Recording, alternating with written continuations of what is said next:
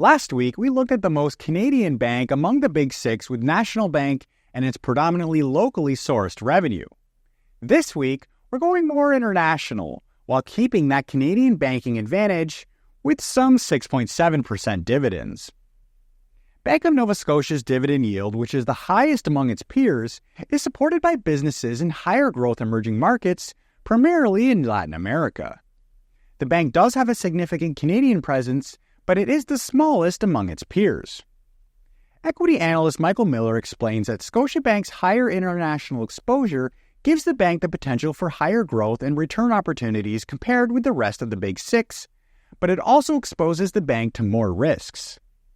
Assessing Scotiabank's moat as narrow, Miller adds that the bank's international exposure has tended to be more of a headwind than a tailwind.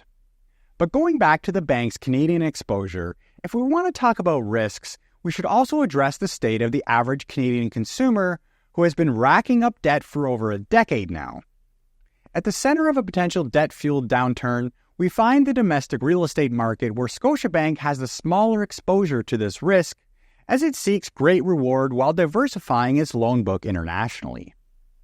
However, as we've mentioned before, the risks from Canadian real estate on the Big Six only apply to future growth and are not existential risks in our view.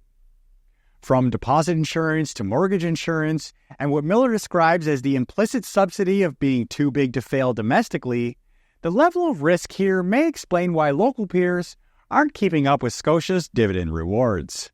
For Morningstar, I'm Andrew Willis.